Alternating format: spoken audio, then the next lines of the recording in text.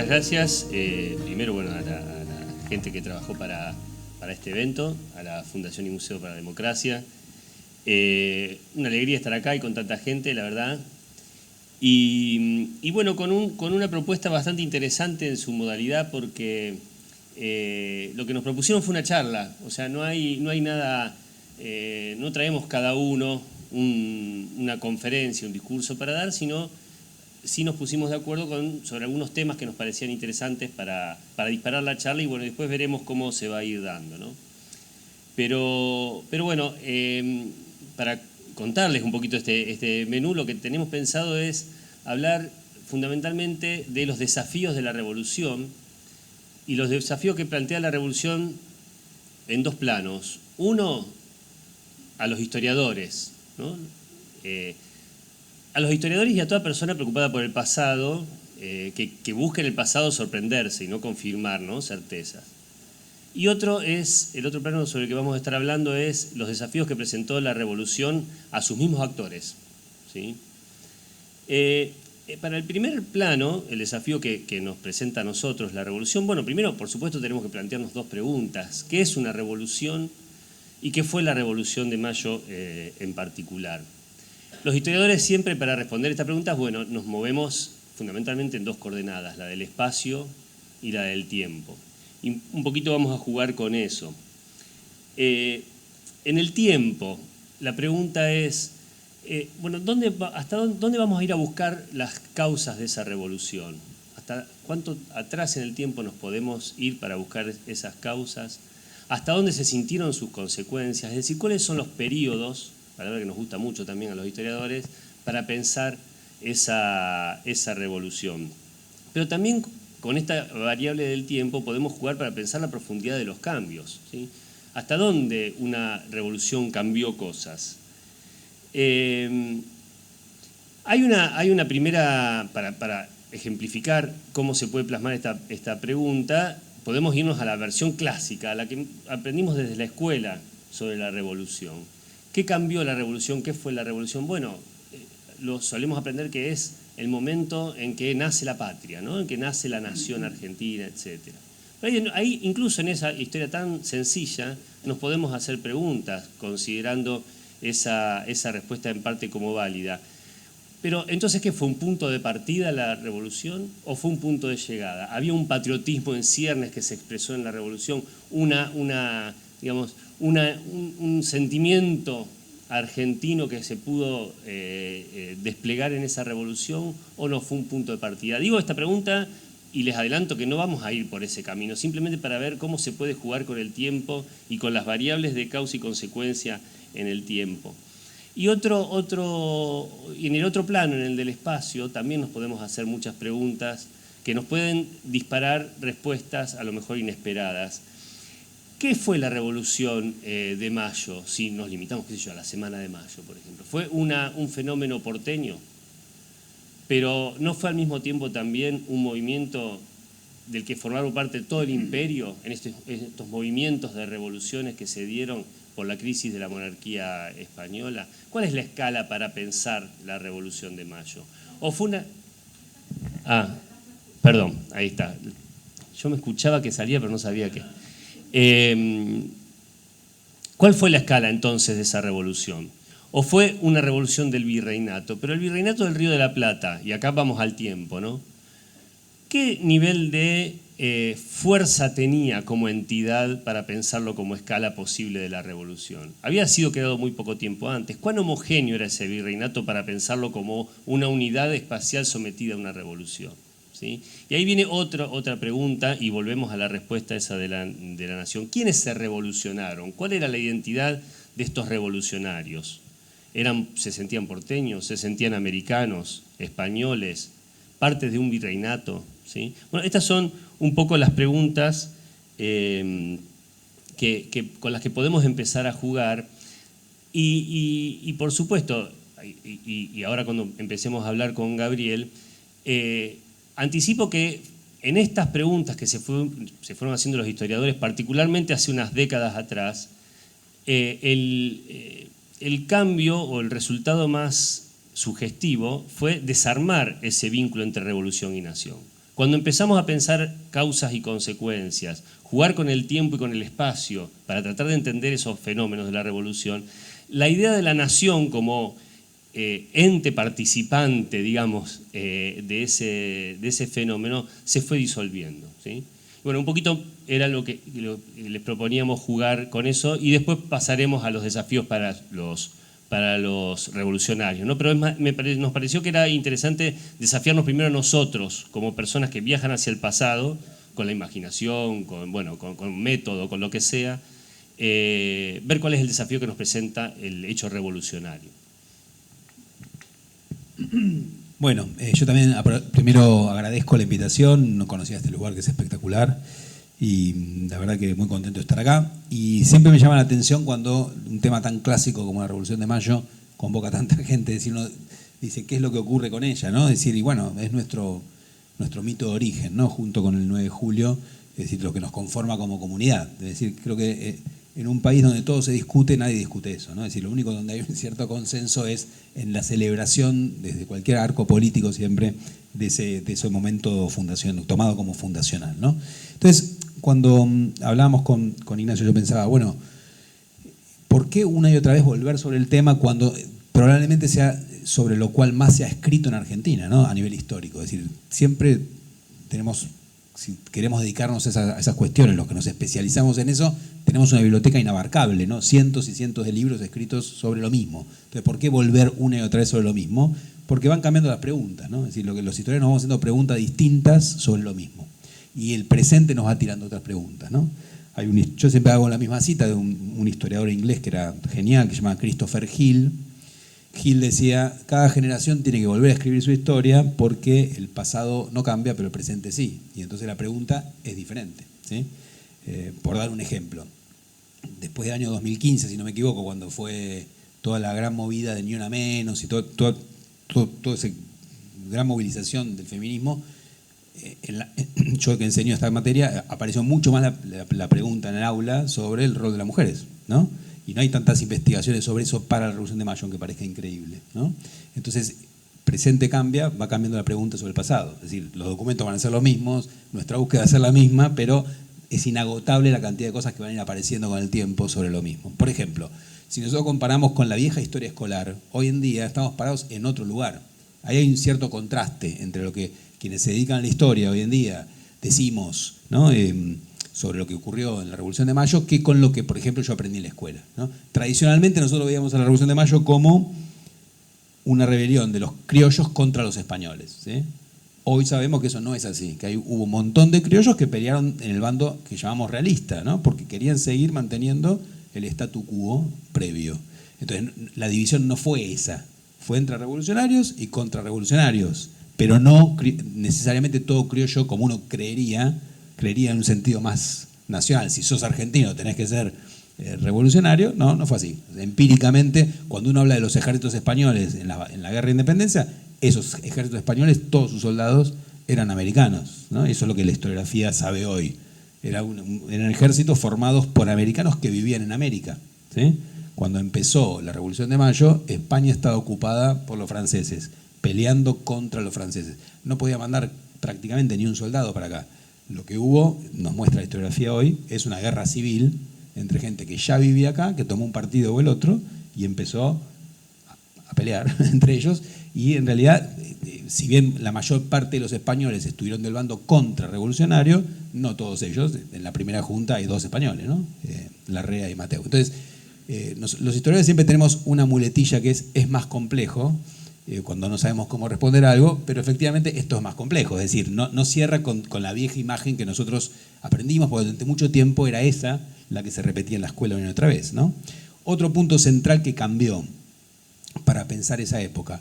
Antes se suponía que la Revolución de Mayo lleva directo a la independencia, pero ese hiato de 6 años entre una cosa y la otra no es tan claro. Muchas veces yo dirigí el Museo del Cabildo en Buenos Aires y le preguntamos a la gente, ¿qué pasó el 25 de mayo? ¿Qué es? El primer gobierno patrio. Pero, ¿cuál es la diferencia entre eso y 1816? No todo el mundo lo tenía tan claro, ¿no? Porque en realidad, lo que hoy sabemos es que en 1810 no se buscó la independencia de un país nuevo, sino que la mayor parte de los revolucionarios querían la autonomía dentro de la monarquía española.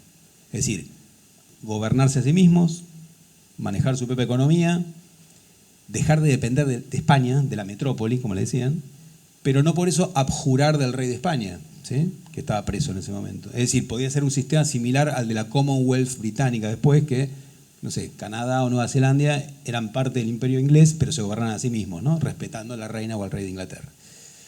Ese es, en buena medida, el proyecto mayoritario en Mayo, ¿sí? Si bien algunos revolucionarios más radicales, Mariano Moreno, Castelli, quisieron, no lo decían abiertamente, pero impulsaban algo más, una ruptura, ¿no? una independencia justamente, no era lo que quería la mayoría de los revolucionarios mismos, ¿no? Entonces, desde el principio hay dos posiciones diferentes. De hecho, cuando Belgrano crea en Rosario la bandera, el gobierno revolucionario dice no la podés usar. ¿Por qué? Porque sería un ejemplo de independentismo y nosotros no estamos peleando por eso, estamos todavía jurándole fidelidad al rey preso, ¿no? Fernando VII. Y este me parece un cambio fundamental, esto de revalorizar, algo que se hizo en Argentina, pero en toda América también, revalorizar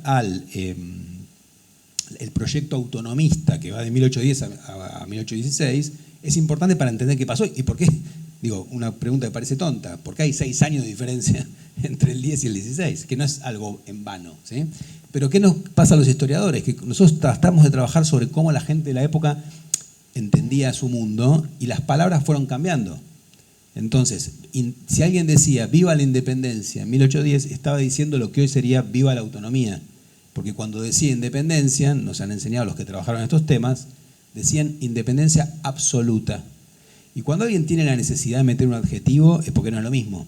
Si vos diferenciás entre independencia e independencia absoluta, entonces uno podría cometer el gran error del anacronismo, leer un documento y decir, dice independencia, y después dice viva el rey.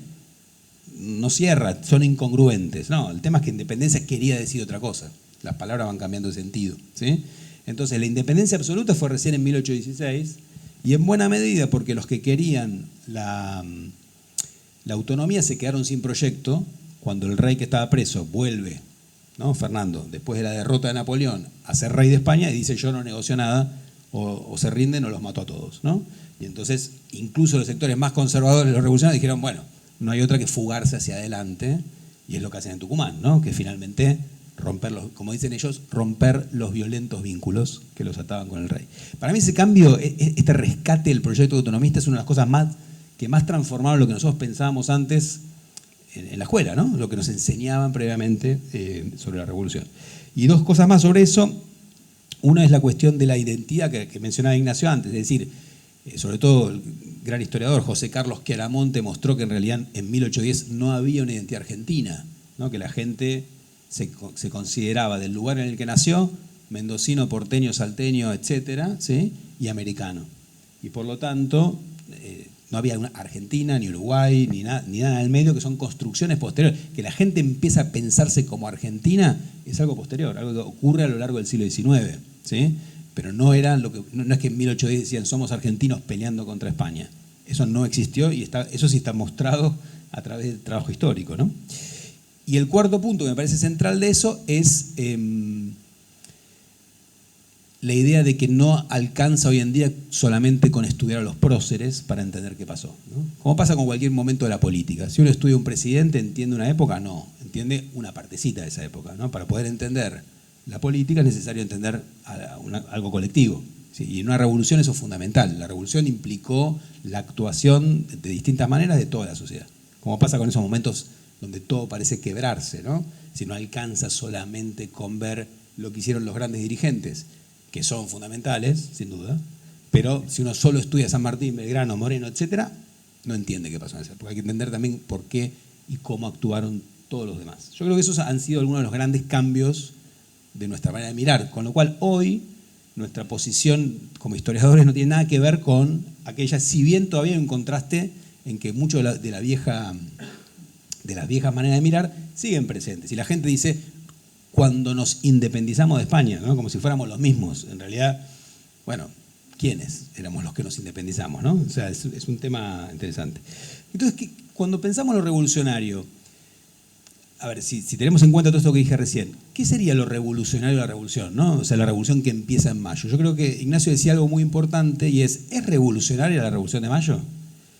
Bueno, si uno toma solo el momento, yo le digo el famoso momento, para los más grandes, ¿no? El momento Villiquen, es decir, el momento donde uno ve el cabildo y la gente haciendo una revolución bastante tranquila, bueno, eso no sé si es una revolución, ¿no? Pero eso no es la revolución, ese es el inicio de la revolución. Nadie diría que la Revolución Francesa terminó el día que tomaron la Bastilla, ¿no? Que es el que se toma como el gran ícono. O la Revolución Rusa terminó con el Palacio de Invierno. Son inicios, ¿sí? Entonces, la revolución que empieza en mayo de 1810 dura muchos años, como toda revolución. El problema que tenemos los historiadores es que nos ponemos de acuerdo en general acerca de cuándo empieza, aunque a veces hay discusiones también, pero es muy difícil saber cuándo termina una revolución. ¿Cuál es el momento que decís se terminó? ¿Sí? La independencia, no, porque todo siguió. ¿Sí? 1820 usamos muchas veces como convención, que es cuando se cae el gobierno creado por esa revolución, ¿no? O sea, el gobierno central va de 1810 a 1820 y ahí surgen las provincias y empieza otra etapa, ¿no? Podríamos tomar eso como un ejemplo. Entonces, si nosotros compramos 1810 con 1820, ¿qué cambió? Ahí uno puede juzgar que fue revolucionario, ¿no?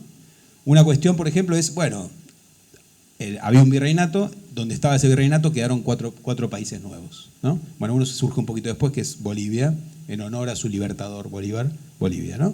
Pero bueno, el surgimiento de lo que ahora es Uruguay, Paraguay, Argentina y Bolivia tiene que ver con esta revolución. Eso sí, sin duda implica un cambio importante, ¿no? La independencia de países nuevos. Pero uno tan importante como ese es el paso de gente que vivía en una monarquía a vivir en repúblicas, que hoy nos parece algo más o menos armónico, pero que es un cambio brutal en la manera de entender por qué alguien manda y por qué alguien obedece, ¿no? Más allá de cómo funciona la república, la idea de que el poder está en el pueblo y no en el monarca es un cambio de los más importantes que ha habido en la historia humana, ¿no? Y eso es lo que ocurre a lo largo de muy pocos años acá. Como gente que en 1806 o 1807 o en 1808 gritaban ¡Viva el rey! En las calles de distintas ciudades de lo que hoy es Argentina, ¿no? Para, por ejemplo, rechazar que Fernando VII había sido capturado por los franceses, 2 años o 3, 4 años después están luchando contra el rey. ¿Sí? Difícil de explicar por qué pasó ese cambio tan brutal, ¿no? Pero si ampliamos la mirada y lo vemos más en general, en ese periodo que los historiadores llaman la era de las revoluciones, ¿no? O sea, la revolución estadounidense, la haitiana, la francesa, la de Tupac Amaru, bueno, todas estas revoluciones que crearon el mundo moderno, en esa época se pone en cuestión en todos lados quién manda y por qué, ¿no? Por eso varios maestros nos han enseñado que algo fundamental de esta época es el principio de consentimiento, ¿no? La idea de que yo no tengo por qué consentir a una autoridad a la que no considero legítima. Y eso cambia mucho en la historia humana, ¿sí? Me parece que por eso, para los que somos fanáticos de esa época, es un momento increíble, ¿no? Un momento de transformación de las convicciones, ¿no? Entonces, por un lado, digo, países nuevos, por otro lado, de monarquía a república. En tercer lugar, hay un cambio económico descomunal, que es que la economía colonial, en buena medida, tenía mucho que ver con la ciudad de Potosí, en la actual Bolivia, sobre todo lo que en esa época se llamaba el interior, ¿no? Es decir, de Córdoba hacia el norte, toda esa economía estaba articulada en torno a abastecer a ese centro minero que queda en manos realistas durante la guerra y que además, como hay una revolución, los indígenas que cumplían un servicio que se llama mita para ir a trabajar, dejan de ir durante la revolución, ¿no? Por lo tanto, la mina se demorona, por lo tanto, todo el gran articulador económico sale y la economía tiene que cambiar del todo. Y eso va a generar un impacto tremendo en las distintas provincias que vivían de eso, junto con el impacto económico de una guerra que se come todo, ¿no? Porque una vez por esta mirada medio armónica del colegio de, bueno, festejemos la independencia, festejemos la revolución, etcétera. Bueno, fue una guerra descomunal, o sea, una guerra que dura 15 años y se arruina cualquier sociedad, es decir, arruinó todos los recursos existentes. O sea, muchas provincias quedaron muy, muy, muy mal. Un ejército pasaba por Santa Fe, se come las vacas, ¿no? Se come más vacas de las que pueden reproducir el stock. Y bueno, después no hay vacas, o sea, en las condiciones de producción de esa época no hay más, entonces se cae la producción. Ya digo, los grandes productores de ganado, Santa Fe, Entre Ríos, la Banda Oriental, se quedan sin vacas, ¿no? Entonces digo, no son cambios menores. Después hay que salir de eso, sin capital, sin crédito, ¿no? Es decir, es una época muy tremenda. Yo digo esto porque a veces para mí se olvida lo violenta y cruenta y doloroso que fue ese periodo, ¿no? O sea, para la gente que lo vio. Entonces, si hay un cambio económico tan importante, ¿qué ocurre? Bueno, en buena medida la economía va a pasar a ser una economía que depende del comercio hacia el exterior, ¿no? Básicamente la exportación atlántica, y ahí es cuando Buenos Aires empieza a tener una ventaja enorme y empieza a ser, como han mostrado los historiadores económicos, es su gran despegue económico que la separa del resto, ¿no? Al punto que durante las décadas que siguen, el presupuesto anual de Buenos Aires es 3 veces más grande que el de todas las otras provincias juntas, ¿no? Iniciando un enorme problema para este país, ¿no? Y esto es una consecuencia de la revolución, no era así antes, ¿sí? O sea, el juego era un poco más equilibrado en el periodo colonial, en ese sentido, ¿sí? Y además, como un cambio importante de la revolución es que todo el sistema de impuestos coloniales deja de existir, y lo que pasa a cobrarse es el impuesto al comercio, básicamente al comercio de importación, ¿no? Entonces, quien tenga una aduana con mucho comercio va a tener dinero, quien no lo tenga, como la mayoría, no lo va a tener. Y ahí es cuando viene el famoso problema de la aduana porteña, que se convierte en otra de las claves del siglo XIX, porque es el único puerto atlántico, ¿no? Por lo tanto, por donde pasa todo el comercio. Y eso nos lleva a otros temas. Pero quiero decir, fíjense, todo esto pasa en muy pocos años. Digo, estoy pensando cuáles son los cambios revolucionarios, ¿no? En el caso de Buenos Aires en particular, como también mostraron muchos trabajos, los grandes comerciantes, que eran las grandes fortunas coloniales, no pueden competir con los nuevos dueños del comercio, que son los ingleses. Entonces, ¿qué hacen? Se vuelcan a la producción ganadera y surge la gran producción ganadera de la provincia, que va a tener un peso muy grande después en el futuro de la provincia y del país también, ¿no? Y para terminar esto, digamos, hay 3 cambios sociales que me parecen relevantes, si uno se para en 1810 y mira en 1820, ¿no?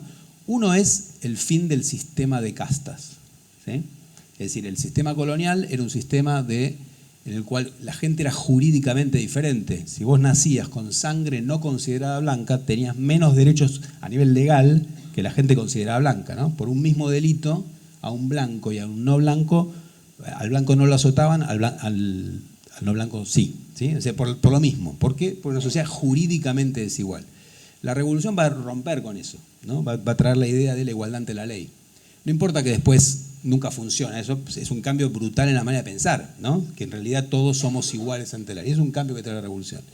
Obviamente, la marca de la piel quedó, el racismo siguió en Argentina, digamos. Yo siempre digo, cuando la gente dice, ¿por qué estudiar historia colonial? Digo, bueno, vos no entendés ciertos insultos sobre el color de piel que se hacen hoy en día en Argentina, si no entendés que hubo un sistema de castas. De tan atrás viene el tema de negro y todas esas cosas, ¿sí? Porque ahí sí había una diferencia legal. Entonces, ese quiebre es fundamental, ¿sí? El sistema de castas. Y el otro, después voy a hablar sobre esto, es la esclavitud, que queda muy debilitada, pero después vuelvo sobre el tema. Y el último cambio revolucionario importante es el surgimiento de una literatura propiamente política, ¿no? Que es lo que hoy llamamos literatura gauchesca, que es una creación de la revolución, ¿no? Que surge en el litoral en la revolución, ¿no? Una literatura que le pone voz a los sectores populares, que trata de hablar como ellos y que sobre todo se ocupa de mostrar descontentos sociales en su inicio, ¿no? Sobre todo con Bartolomé Hidalgo, este poeta oriental, ¿no? Que después se va a Buenos Aires. Para mí también hay un cambio cultural, digo, no son solo cambios sociales, políticos o económicos. Y el último cambio que me parece relevante, porque tiene mucho peso en lo que va a ser Argentina después, es que deja 2 fechas muy canónicas, ¿no? El 9 de julio y el 25 de mayo. Hoy hablamos en particular del 25 de mayo, que es una y otra vez vuelve en Argentina y se convierte en algo indiscutible y que legitima cualquier cosa, ¿sí? O sea, cualquier grupo siempre lo va a reivindicar, ¿sí? No hay nostalgia del periodo colonial. Nadie dice, estábamos mejor en la colonia, en Argentina. En otros lugares sí. El 25 de mayo es todo, ¿sí? O sea, la cantidad de partidos que se han fundado el 25 de mayo, clubes de fútbol, estadios, o sea, todo el mundo trataba siempre de hacer algo el 25 de mayo. Bueno, el actual presidente llamó un pacto de mayo el 25, que no salió, pero digo, sigue siendo la fecha legitimante hasta el día de hoy, ¿no? Esa es la que en teoría aglutina como la base de la comunidad. Y eso es algo muy fuerte, porque los mitos de orígenes son algo muy, muy potente, ¿no? Que nos siguen interpelando. Bueno, por ahí. Bueno, mientras hablaba pensaba y me acordaba, ahora salió hace poco un libro que tiene como público imaginado un lector interesado en la historia, pero no especialista, que es el de Fabio Wasserman, sobre 1810, de una colección de años cruciales, creo que se llama, ¿no? La colección, muy interesante. Y me acordaba porque ahí hay una... Gabriel hizo recién un muy buen rastreo de todo lo que cambió la revolución, ¿no? Y también advirtió sobre los peligros del anacronismo en el uso de términos.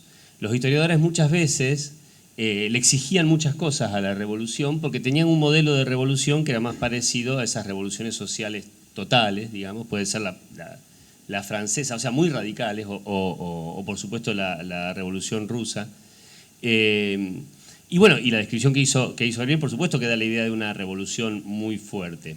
Pero tanto en ese libro de Fabio Wasserman, por eso lo mencionaba, como en algunas viejas discusiones que había con Chiaramonte, alguien que también mencionó recién Gabriel, estuvo siempre esa pregunta de, bueno, pero ¿cuánto de esto es? ¿A cuántos le cambió todo esto que contaba Gabriel, ¿no? En la revolución, ¿cuánto hay de ruptura y cuánto hay de continuidad? Que también es un gran desafío para los historiadores, y me parece que siempre, y esto será un problema que siempre vamos a tener cuando nos acercamos al pasado, que cada uno tendrá su sesgo, que cada uno será más sensible al cambio cuando busca algo en los archivos, en la bibliografía, donde sea, y otros serán más sensibles a las continuidades. Pero de hecho...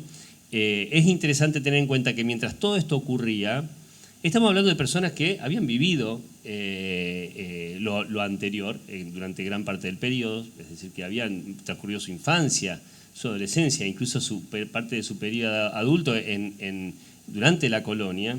Pero más allá de la experiencia vivencial, también hay grandes inercias que esta revolución que atraviesan esta revolución, que yo quería marcar no es que yo sea más del equipo conservador, aunque estudio la religión, pero un poco de eso hay, ¿no? Pero que es interesante tener en cuenta que, sin desmentir todo lo que señalaba Gabriel, tenemos que tener en cuenta que esa misma sociedad mantiene muchas continuidades. Esto viene también de una vieja discusión, que es interesante a lo mejor traer brevemente, sobre cuáles son los orígenes de la revolución. ¿Es la revolución francesa, son las ideas de la Ilustración o son las viejas ideas españolas de la tradición política española que se retomaron el 25 de mayo, ¿no? Esto había sido una clásica discusión tipo River Boca. ¿Esto fue una revolución más de la Europa moderna o fue un movimiento auténtico hispano frente incluso a un afrancesamiento de los Borbones, para decirlo bien a lo bestia, ¿no? Ambas posiciones miraban cosas que estaban ahí. O sea, no es que inventaban todo. El tema era las interpretaciones. Lo que se está tratando de hacer es, bueno, salir del River Boca y hacer una cosa un poquito más matizada, tratando de encontrar en todas esas rupturas algunas continuidades, que yo les voy a señalar nada más como para ir armando un panorama de lo que más o menos pensamos ahora, ¿no? En términos económicos, por ejemplo. Esta revolución fue la expresión de un anhelo de cambiar la orientación económica de todo este espacio y vincularla directamente al mercado mundial, que estaba en ese momento liderado por Inglaterra en su primera fase de expansión industrial. Bueno, en parte algo de eso hubo, pero por supuesto que ahora cuando se miran, por ejemplo, los archivos de alguien tan vinculado, una familia tan vinculada a la expansión ganadera como los Anchorena, encuentran que mantiene durante mucho tiempo las viejas prácticas comerciales que habían hecho ricos a los Anchorena durante la colonia, ¿sí? Entonces hay muchas continuidades. La explotación ganadera no pasó inmediatamente a ser el principal fuente de ingresos de las familias ricas del argentino de Buenos Aires, por ejemplo, ¿sí? Ahí hay continuidades de viejas prácticas económicas. Pero muy fuerte se ve, y esto es muy interesante para jugar con cómo se combinaban, estas nuevas formas de la política que hablaba Gabriel, el principio del consentimiento, estas formas de desafiar los estamentos sociales con no solamente prácticas de justicia, sino legislación que se mantuvo de la época colonial, regulando la vida de la gente, ¿sí? Piensen ustedes que no se hicieron de la nada, aunque sí la soberanía popular empezó a ser el principio legitimante del gobierno, eso nos supuso inmediatamente que todos los valores que estaban atrás de esa soberanía popular, toda la extensión que podía tener la igualdad de derechos, etcétera, se plasmó, por ejemplo, en un código civil. El código civil demoró más de 50 años más en plasmarse. ¿Cómo se regulaba la gente? ¿Cómo solucionaba sus conflictos cotidianos la gente si no había un cambio revolucionario, digamos, del sistema jurídico? Bueno, muchas veces por las viejas leyes de Indias. Pero no solamente es el tema de la ley, sino de las prácticas, de los principios de justicia. Hasta muy tarde se siguió pensando la justicia más que en términos de igualdad, de equidad. A cada quien le tiene que corresponder cada cosa. Y los jueces también fallaban en ese sentido, ¿sí? Entonces, lo interesante de la revolución es que estamos todo el tiempo jugando con esos dos fenómenos, lo revolucionario y esas permanencias, ¿no?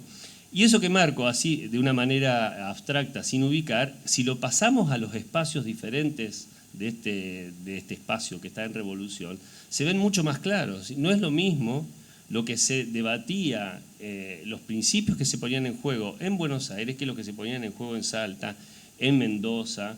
Eran otras formas de gestionar el poder también, que tenían que verse de golpe confrontadas con esta revolución. Un muy buen caso es el de Güemes, ¿sí? El caso de Güemes choca porque se instala ante la necesidad de la guerra, un sistema que iguala en parte, temporariamente, por la necesidad de la guerra, etcétera, pero que suprime ciertas marcas de esa sociedad desigual para los famosos gauchos de Güemes, ¿no?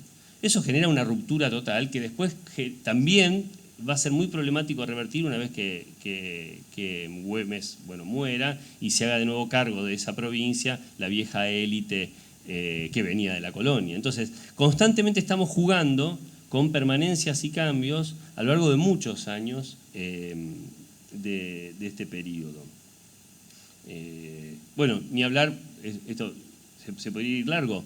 A mí una cosa que me sorprendió desde siempre y que lo he rastreado en los programas de enseñanza de historia, incluso de las universidades, es por qué súbitamente parece que lo religioso deja de ser importante después de la Revolución de Mayo. Digo que esto es empíricamente comprobable porque uno va a los planes de estudio y en las materias del siglo XIX, en las materias coloniales la parte religiosa está presente constantemente como tema y después de la Revolución desaparece. ¿Quiere decir que eso de golpe dejaron de tener importancia los sacerdotes o de golpe dejó de parecerle importante a los gobernantes tener control sobre el personal eclesiástico? Cuando vamos ahí vemos que no. Hay una figura clave que es el patronato, que era el gobierno, el soberano tenía derecho de nombrar a la jerarquía eclesiástica. ¿Por qué lo necesitaba? ¿Porque creían en Dios o no? Eso es independiente, es evidente que se necesitaba porque tanto para la población como para el gobernante, gobernar era también hablar y administrar la justicia de Dios, ¿sí? Entonces hay un montón de continuidades que también se juegan. Va a parecer que estamos, que revivo el River Boca, ¿no? el Central Ñul, para hablar bien en rosarino, de lo que se conserva y lo que no, pero la idea es pintar este panorama, ¿no? Cómo esa revolución se tiene que imprimir y muchas veces entra o no en cortocircuito con estas grandes permanencias de esa sociedad. Por eso, vos lo dijiste, hay que estudiar la colonia, es importante estudiar estos temas de la colonia porque no se hace un borrón y cuenta nueva de la nada. No sé si querías agregar algo.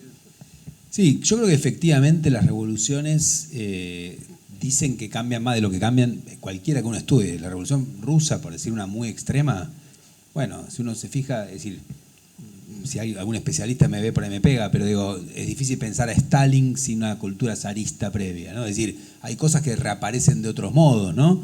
La propia Revolución Francesa, que hasta quiso cambiar el tiempo, cambió los meses, cambió los años, cómo se medía. Ahora, a partir de la Revolución empieza el año 1, ese tipo de cuestiones. Bueno, en los hechos no pasaba eso. O sea, muchas veces proponen más de lo que cambian. Pero es cierto que hay en general, hay una tensión muy grande cuando estudiamos el pasado entre enfatizar los cambios o enfatizar las continuidades. Yo creo que ahí hay un balance que es difícil, ¿no? Obviamente quienes estudiamos revoluciones muchas veces nos fascinan más los cambios, por eso vamos a estudiarlas. Pero es verdad que un montón de cosas no cambian. O sea, el derecho, todo lo que vos decías antes, o no, incluso las relaciones de género no se modificaron, ¿no? con la revolución, hasta donde sabemos. Pero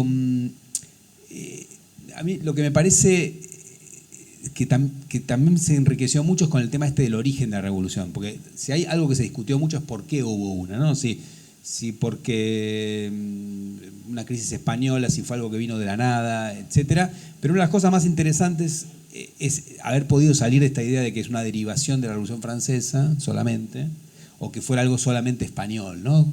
Cuando en realidad a mí me parece lo más fascinante cuando uno mira este espacio que terminó siendo Argentina es cómo en realidad las revoluciones toman de todos lados, ¿no? Es decir, toman ideas y elementos de todos lados. Por ejemplo, no sé, obviamente acá el peso de la Revolución Francesa fue muy grande, y por ejemplo en el uso del gorro de la libertad, el gorro rojo, ¿no? A veces mal llamado gorro frigio, es algo clave en toda nuestra simbología, y eso surge trayendo la Revolución Francesa, o decirle asamblea al primer congreso que hubo, ¿no? Asamblea del año 13, todavía hoy en día se dice asamblea en Francia, ¿no? Es decir, es una cosa, o directorio, todas esas son palabras tomadas de la Revolución Francesa, ¿no? Esa influencia es evidente, pero a la vez hay influencia estadounidense, ¿no? Y uno ve los brindis que hacían por Washington o por Thomas Paine, ¿no? Por personajes que muchos revolucionarios habían leído y que los influían en la manera de pensar, o Artigas diciéndole a Andresito o a Curarí, hay que hacer lo que hicieron los estadounidenses, crear una federación, ¿no? Salir del sistema centralista. Es decir, todos estos protagonistas tienen en la cabeza un mundo mucho más grande, pero también la rebelión de Túpac Amaru, ¿no? Que fue tan fuerte y que hoy se la desliga mucho de la Revolución de Mayo. El primer cañón que se hizo en Buenos Aires en 1813 le pusieron de nombre Túpac Amaru, o sea, en homenaje a, ¿no? Y el otro le pusieron Mangoré por el cacique que había enfrentado a los españoles en Santa Fe, en el Santi Espíritu, en 1527, ¿no? Como la idea de la resistencia contra los españoles, ¿no? O la logia Lautaro se llama Lautaro en honor al cacique mapuche que había peleado contra los españoles. Entonces, hay una reivindicación también de lo indígena americano en unos revolucionarios que van a decir nosotros explícitamente somos descendientes de los conquistadores, ¿no? Somos los descendientes de los vencedores de la conquista, ahora tenemos que en realidad filiarnos con los vencidos, ¿no? Con los indígenas, porque ese es nuestro pasado, ¿no? Y viene toda esta reivindicación de lo incaico, ¿no? De un pasado indígena idealizado que reivindican fuertemente, ¿no? Al punto que Belgrano termina diciendo necesitamos un rey inca en un momento, no es que viene de la nada, viene de todo un rescate de ese pasado incaico. A mí me encanta una historia que es la de un libro que se llama Comentarios Reales de los Incas, ¿no? Un libro que escribió en el siglo XVII el Inca Garcilaso de la Vega, que era un mestizo, ¿no?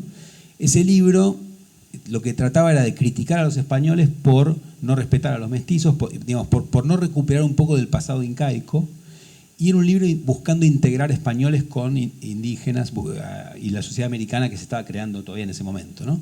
Ese libro, un libro de integración, los nobles descendientes de los incas, digamos, los nobles cusqueños sobre todo, lo mantuvieron como un libro de su orgullo indígena, ¿no? Y Túpac Amaru llevaba ese libro en la rebelión, al punto que cuando termina la rebelión la corona española prohíbe el libro porque dice es un libro que lleva a ideas equivocadas.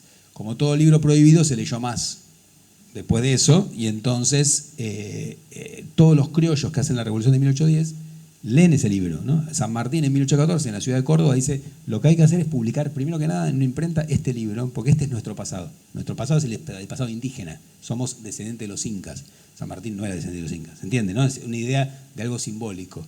Y entonces la idea de Belgrano, de un rey inca, no viene de la nada, viene de todo esto, de esta recuperación y de la impronta de este libro. Entonces uno dice, la revolución viene de la Revolución Francesa, viene de España, bueno, también viene de esto, ¿no? Viene del Garcilaso, viene de la recuperación de acciones indígenas, y también de lo que pasó en Haití, ¿no? Que esta isla donde se rebelan los esclavos y otros también, y terminan venciendo, y es la única rebelión de esclavos exitosa de la historia, está muy presente en el panorama americano.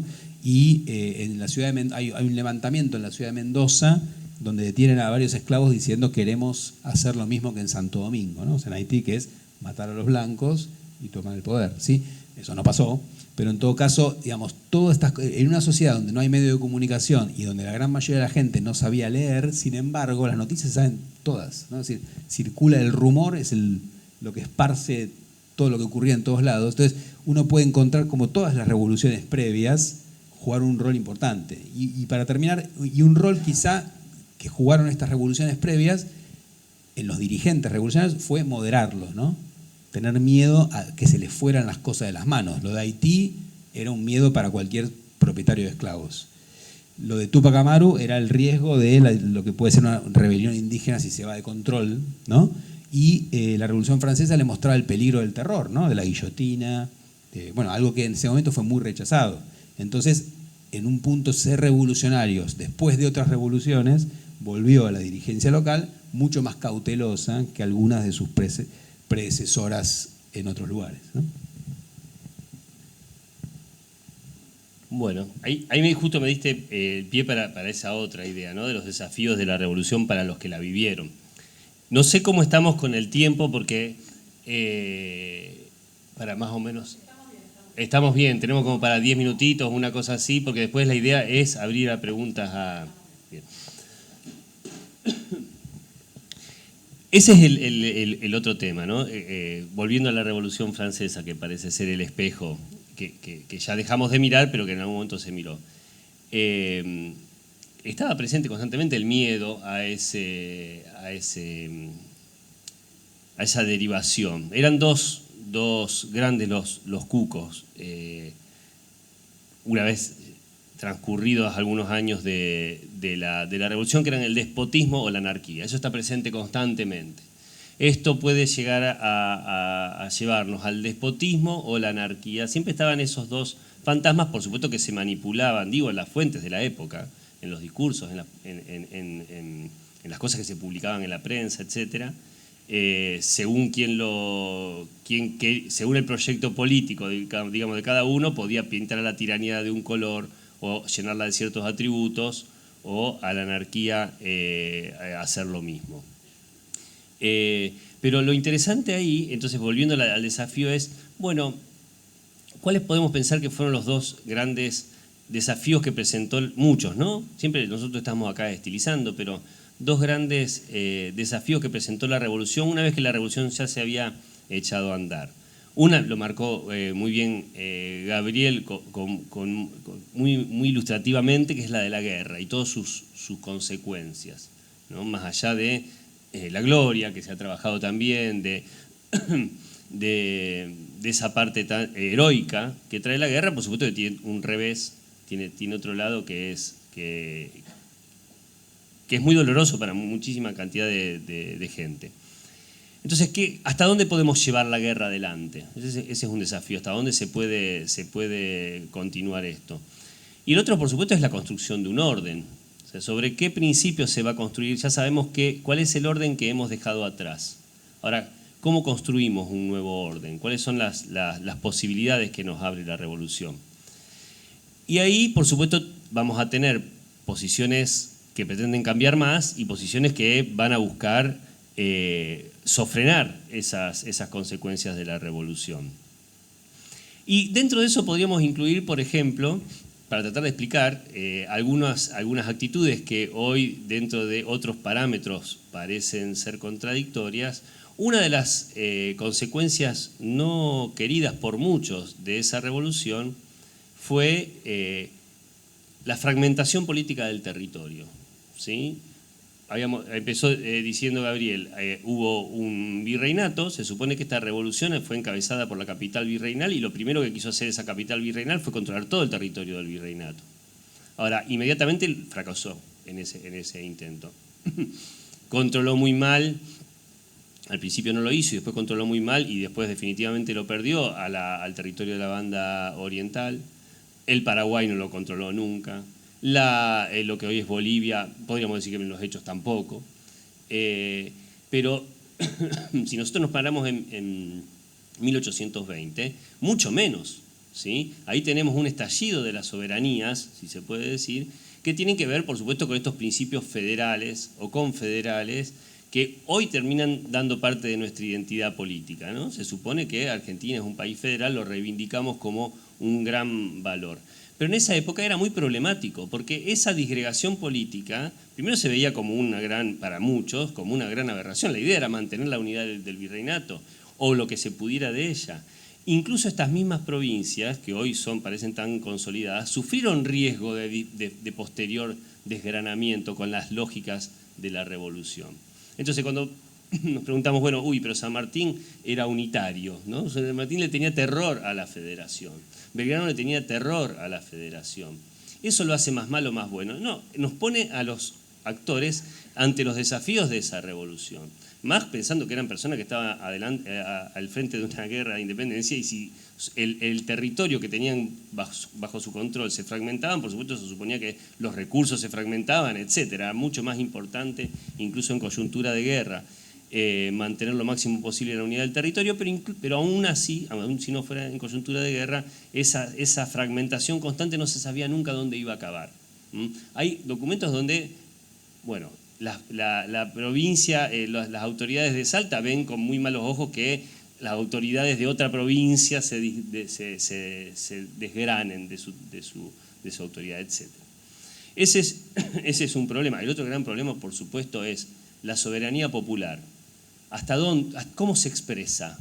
¿Sí? ¿Cómo hacemos asambleas? Como, bueno, no a la asamblea del año 13 precisamente, sino Gabriel ha estudiado mucho, bueno, lo dejo hablar a él, pero sobre la potencialidad que tenía esa soberanía popular en el discurso cuando se plasmaba en una asamblea en la plaza, ¿sí? Que podía, diciendo que portaba la soberanía popular, constantemente derrocar gobiernos, ¿sí? Recuerden, tiranía o anarquía. O al revés, si una persona podía decirse representante de la soberanía absoluta del pueblo, ¿cómo se expresaban las otras opiniones dentro de esa nueva esquema político, ¿sí? Ahí de nuevo hay desafíos muy grandes que se fueron solucionando, y esto es lo interesante, aunque pareciera que muchas veces la solución se buscaba volviendo atrás o frenando el cambio, siempre estaban dentro de la lógica del cambio, ¿sí? Incluso las posiciones que uno podría decir más reaccionarias, pensemos, el monarquismo en San Martín. No era una monarquía absoluta, ¿sí? Se pensaba ya que no había marcha atrás de la posibilidad de representar esa soberanía popular en un poder legislativo, en una forma de representación popular, además reglada, ¿sí? por un marco constitucional. Son todas expresiones que trajo la revolución, que matrizaron incluso, que le dieron su forma incluso a la reacción, a las expresiones conservadoras. Un ejemplo muy claro está precisamente en los límites que aquellos que hoy podríamos decir católicos, religiosos, le quisieron poner a estas derivas revolucionarias. Siempre que lo quisieron hacer, por ejemplo, hasta dónde se puede publicar algo, la famosa censura, ¿sí? O hasta dónde se pueden perdón, relajar vínculos familiares, etc. Toda esa batalla se dio utilizando los medios que esa revolución les había traído, ¿sí? Incitando movimientos populares, usando la prensa para transmitir esas ideas. Es decir, la marca de la revolución, incluso en estos desafíos y en esos signos de reacción, estaba presente, si no en las ideas, muchas veces en las formas. Pero también en las ideas, porque ya no se esperaba que una providencia divina viniera a cambiar esta situación. La idea de la agencia humana, digamos, de la organización humana para cambiar las cosas, estaba ya instalada y era una realidad irreversible, ¿no? Sí, tal cual. Yo para terminar, por mi parte, creo que una cosa que ligada con algo que decía Ignacio recién, que me parece importante, es que hoy en día hay mucha producción de historiadores en distintos lugares del país que permite también ver las diferencias internas, ¿no? Digamos, cada provincia, o incluso dentro de la provincia de distintos territorios, tuvieron a veces resultados y trayectos políticos muy diversos, ¿no? En algunos lugares la revolución implicó, por ejemplo, movilizaciones populares de lo que se llama el bajo pueblo, ¿no? Los sectores populares muy amplias, y en otros lugares vecinos no. Y eso tuvo mucho que ver también con tensiones y problemas que había en esos lugares antes de la revolución. Lo que hizo la revolución, como suelen hacer las revoluciones, es politizar las tensiones previas, ¿no? Entonces, por ejemplo, en la banda oriental, hoy Uruguay, que había muchas discusiones por la tierra antes de la revolución, porque había desalojos de gente que no tenía título de propiedad y se había instalado, no llegó a la revolución esa tensión que había por los desalojos, pero cuando viene la revolución, muchos de los paisanos orientales empiezan a pelear también por el acceso a la tierra. Entonces la revolución en la banda oriental tiene un contenido social que no tiene quizá en Santa Fe, por ejemplo, hasta donde sabemos, ¿no? Pero, y en Entre Ríos un poco sí también. O sea, dependía mucho de la situación anterior.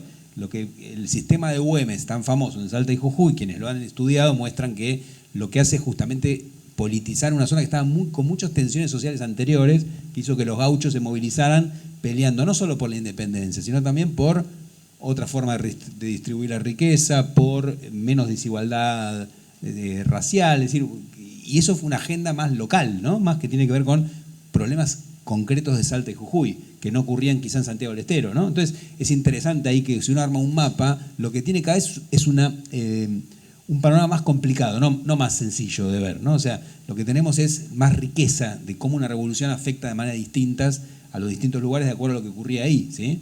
Por ejemplo, no sé, en Buenos Aires, algo que yo traje en su momento, los españoles empezaron a ser los enemigos cuando el gobierno revolucionario de la Revolución de Mayo no está en contra de los españoles. Dice, estamos en contra de los mandones, de aquellos que usurpan, que abusan del poder, etcétera, pero no de los españoles. Muchos de los dirigentes revolucionarios eran hijos de españoles, no tienen una agenda contra los españoles.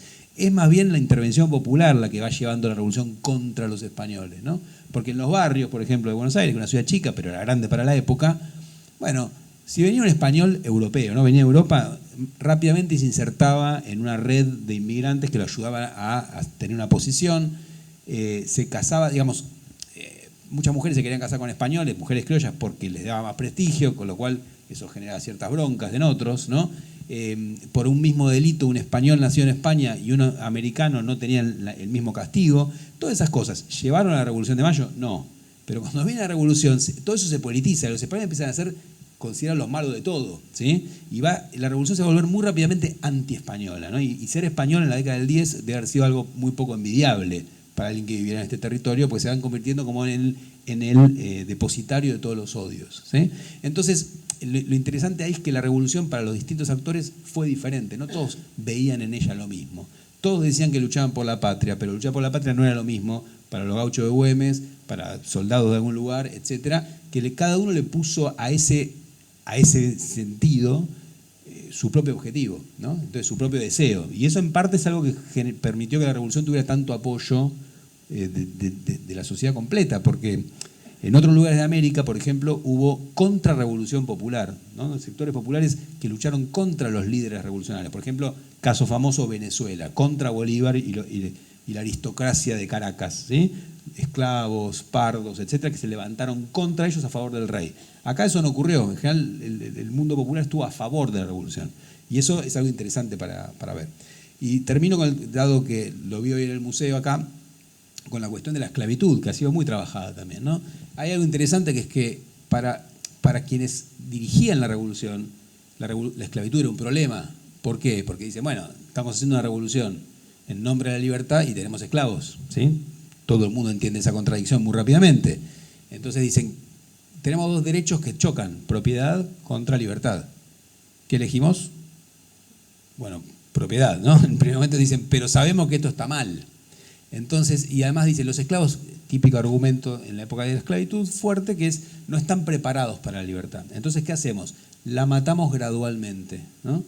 En 1812 el gobierno revolucionario dice, no vienen más esclavos, no hay más tráfico. Si un barco llega al Río de la Plata, baja a los esclavos y se convierten automáticamente en libres, ¿sí? Eso dice en 1812. En 1813, la Asamblea de No 13 declara la famosa libertad de vientres. Los hijos de las esclavas, porque la esclavitud es por vía materna, van a nacer libres, ¿no? Entonces, si no se compran esclavos nuevos ni nacen esclavos nuevos, cuando se mueran los que están ahora, no hay más esclavitud. Esa sería la lógica, ¿no? Que es fantástica, salvo para los propios esclavos, ¿no? Que no querían eso. Y uno puede ver montones de documentos de esclavos diciendo, no, tienen que dar la libertad. O sea, y eso, hay una presión propia de quienes están esclavizados por eso, ¿no? Y los varones encontraron un camino para eso a través de entrar al ejército. Mientras, a medida que la guerra se hacía más complicada, la mayor parte de la gente no quería ir a pelear, los esclavos sí querían, ¿sí? Porque el que entraba al ejército, que era comprado por el ejército, tenía una promesa de libertad, que es convertirte en liberto, ¿no? Ni libre ni esclavo. Es cuando terminas el servicio, sos libre. Entonces Entonces, para la esclavitud masculina hubo un gran debilitamiento a través de la vida militar, cosa que no le pasó con las mujeres, ¿no? Entonces, ahora, a veces se cree que la Asamblea de 13 terminó con la esclavitud, acá está bien en el museo. No, efectivamente, hasta la Constitución del 53 sigue habiendo esclavos, poquitos, pero es cierto que la esclavitud como institución queda muy debilitada. Ya a nivel económico ya cada vez va a ser menos importante en el esquema, en la revolución. Pero obviamente no era lo mismo la revolución para estos dirigentes, que muchos de ellos tenían esclavos, que para los propios esclavos que querían otra cosa, ¿no? Si luchás por la libertad, querían la libertad y no la consiguieron. Entonces ahí siempre es interesante, para terminar, el tema de las ambigüedades de una revolución. Cuando uno la quiere juzgar como buena o mala, es complicado, ¿no? Último ejemplo. En los últimos años se trabajó mucho sobre los pueblos de indios coloniales que existían en Santiago del Estero, en La Rioja, en Córdoba, en el norte de Córdoba, en Jujuy, ¿no? Esos pueblos, cuando viene la revolución, les dicen, ustedes ya no van a pagar más tributo al rey, ¿no? Para los cuales tenían tierras comunales que trabajaban entre todos para pagar el tributo. Bien, si no hay que pagar el tributo, ya no tiene ningún sentido tener tierras comunales. Entonces, ¿qué se hace después de la revolución? Se venden las tierras comunales. Los indígenas que vivían en ellas, ¿podían comprar las tierras? No. Con lo cual se quedaron sin la tierra comunal, ¿sí? Bolivia, por ejemplo, cuando nace como país, reinstala el tributo, o sea que la condición de los indígenas jurídicamente vuelve a ser de inferiores, mientras que las provincias argentinas vienen con la idea de igualdad ante la ley, pero eso les permite también mantener las tierras comunales, y las comunidades indígenas en Bolivia se mantienen organizadas como tales, ¿no? De manera mucho más sólida que en lo que terminó siendo Argentina. Además eran muchos más, ¿no? Pero se entiende, es muy difícil pensar cómo fue la revolución para las comunidades indígenas, porque en realidad durante mucho tiempo nos muestran distintos trabajos, intentan recuperar sus tierras, recuperar sus caciques, digamos, negociar como comunidad, pero en teoría ya eso no tiene sentido porque no hay ningún derecho a tener una tierra comunal o un fuero, algo distinto a otros, ¿no? Pero eso me parece, digo, si uno quisiera juzgar eso, bueno, es difícil, habría que preguntar a los propios indígenas, y a veces los documentos históricos que tenemos no nos permiten hacer eso, ¿no? Pero bueno, yo dejaría acá para poder abrir lo que quieran preguntar.